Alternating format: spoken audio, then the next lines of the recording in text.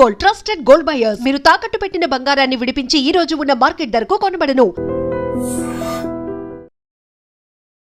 Okay, ఇక్కడ నాకు అర్థం కాని విషయం ఏంటంటే ఇంజెక్షన్ ఆర్డర్ ఆల్రెడీ అమల్లో ఉంది. అతను ఎలాంటి బిల్డింగ్స్ కట్టకూడదు, బట్ కన్స్ట్రక్షన్ చేస్తున్నారు. మీరు వెళ్ళి యాజ్ ఎ లా ప్రకారం ఫైట్ చేస్తున్నారు.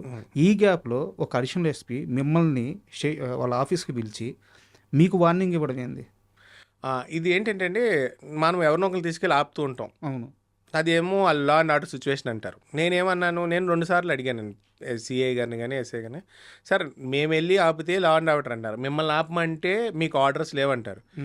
ఒక సింపుల్ క్వశ్చన్ అండి, ఒక కోర్టు ఆర్డర్ ఇచ్చింది.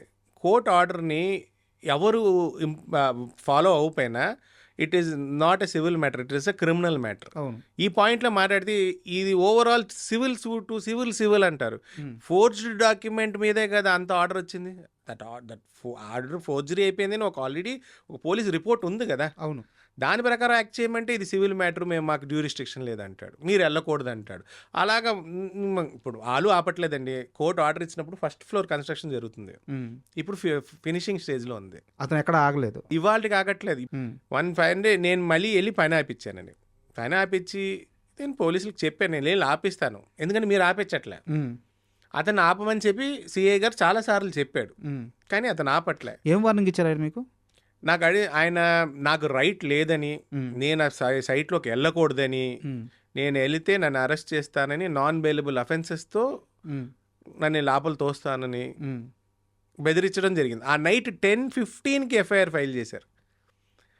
ఏ ఇన్వెస్టిగేషన్ ఆఫీసర్ అండి 7 o'clock పిలిచేసి నాకు వార్నింగ్ ఇచ్చి, నా పేరు మీద, మా సిస్టర్ పేరు మీద మా 2 అడ్వకేట్స్ వచ్చారు, ఇలా బెదిరిస్తున్నారని నేను చెప్తే నా 2 అడ్వకేట్స్ కుమార్ గారు, బాలాజీ గారిని కేఎల్బి లా ఫామ్ నుంచి వాళ్ళిద్దరు వస్తే నా పేరు మీద, మా సిస్టర్ పేరు మీద, మా అడ్వకేట్స్ 2 పేరు మీద కేసు బుక్ చేశారు. ఏమని? వాళ్ళ వాచ్మెన్ కొట్టామని, 6 కంప్యూటర్లు దొంగతనం జరిగిందని, కెమెరాలు పగలు కొట్టామని. అంటే ఒక అండర్ కన్స్ట్రక్షన్ సైట్లో 6 కంప్యూటర్లు ఎందుకుంటాయండి? సిమ్ బేసిక్ నాలెడ్జ్ అండి. అంటే అతను ఏది చెప్తే అది వేసేయడమే. అందుముందు ఒక ఎఫ్ఐఆర్ కట్టారు, అందులో ఏం చెప్పారు?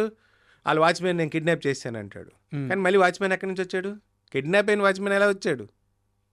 ఇదే నేను బోర్డు పెట్టానండి, ఈ ప్రాపర్టీ మీద కేసు నడుస్తుంది, ఎవరు ఏమారిపోకూడదని బోర్డు పెట్టి OS salon OS number court case number వేసి బోర్డు పెడితే ఆ బోర్డు దొంగలింది. ఎవరు దొంగతనం చేస్తాడు? అతనే తీసేస్తాడుగా.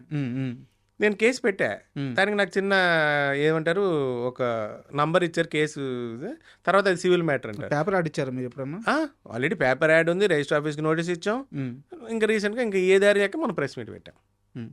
ఇప్పుడు మీరు ప్రెస్ మీట్ పెట్టిన తర్వాత డిపార్ట్మెంట్ నుంచి మిమ్మల్ని ఎవరైనా కన్సల్ట్ చేశారా?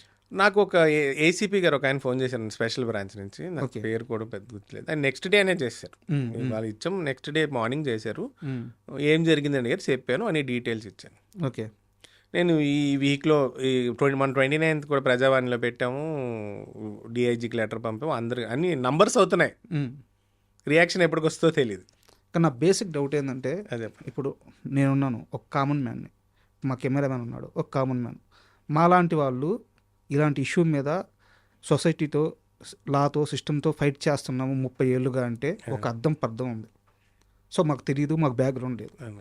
ఎస్వి రంగారావు గారి మనవడు ఆయన్ని పిలిచి ధమ్కీలు ఇవ్వడం ఏంది? నేను అదే చెప్తానండి. నేను ఇప్పుడు ప్రెస్ మీట్ పెట్టడానికి అప్పుడు దాకా ఎక్కడైనా వెళ్ళామనుకోండి, ఆయన ధమ్కి ఇవ్వడంలో కూడా అంటే మెచ్యూర్డ్ ఆఫీసర్ అంటారు సరే, రేపు మాపు రిటైర్ అవుతాడేమో అనుకుంటున్నా. చాలా సింపుల్ అండి. ఆయన ఏమండి హ్యుమానిటేరియన్ గ్రౌండ్స్లో మీ పక్క మాట్లాడగలం, లా మీ పక్క లేదంటాడు. లా మా పక్క లేకపోవడం ఏంటండి? వాళ్ళు ఒక సిసిఎస్ పోలీసు వాళ్ళు ఆల్రెడీ ఒక ఛార్జ్షీట్ ఫైల్ అయింది, అది కాంప్రమైజ్డ్.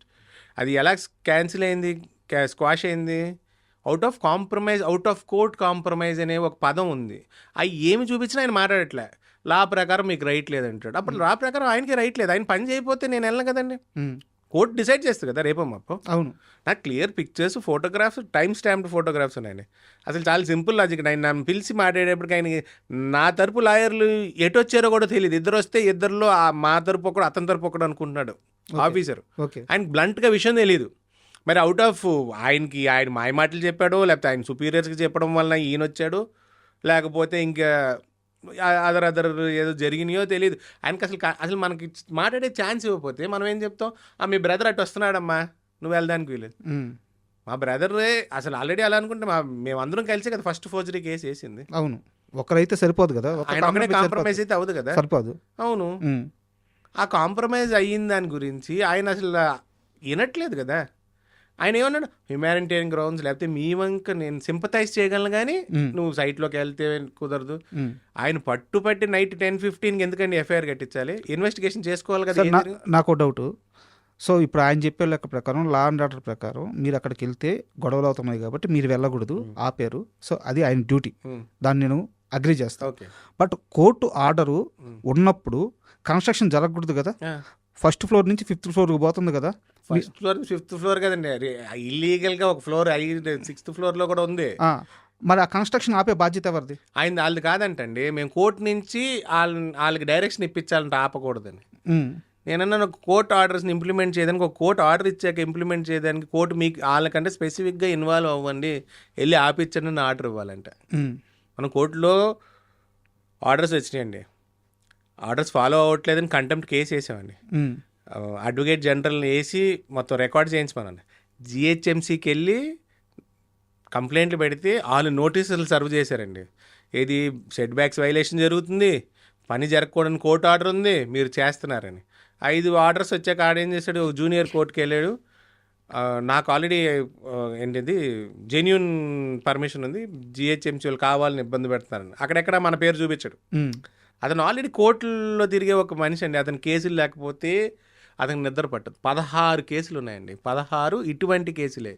ఆల్రెడీ ఒక ఆసిఫ్ నగర్లో ఒక బిల్డింగ్ ఇలాగే కడతానని జనం దగ్గర డబ్బులు తీసేసుకున్నాడు, బ్యాంకుల దగ్గర డబ్బులు తీసేసుకున్నాడు. సిబిఐ కేసులో ఛార్జ్షీట్ ఫైల్ అయ్యి అతను సెంటెన్స్ అయితే బెయిల్ మీద ఉన్నాడు. కన్విక్ట్ అయ్యి బెయిల్ మీద తిరుగుతున్నాడు. అలాంటి మనిషికి ఆనంద్ అనే అడిషనల్ డీసీపీ ఎలాగా వంత పడతాడు? మన మాట అయినట్లు అరుస్తున్నాడు. నేను ఆ రోజు చెప్పాను, కేసులు పెట్టుకుంటే పెట్టుకోన్నా, ఏమైపోతుంది. ఇప్పుడు ఉన్నాయి 2 ఉన్నాయి.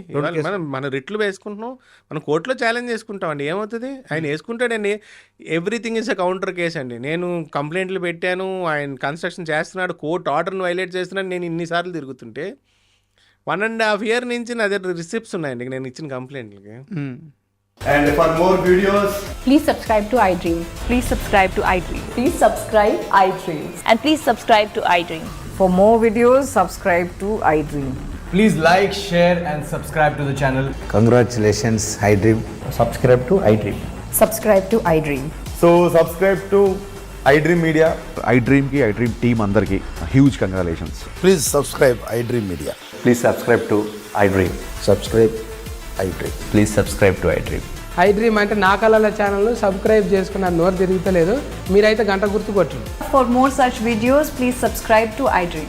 Subscribe to iDream. Please subscribe to iDream. Please subscribe iDream Media. Please do subscribe to iDream. Please subscribe to iDream Media. For best entertainment and information, please subscribe iDream. And don't forget to subscribe to iDream.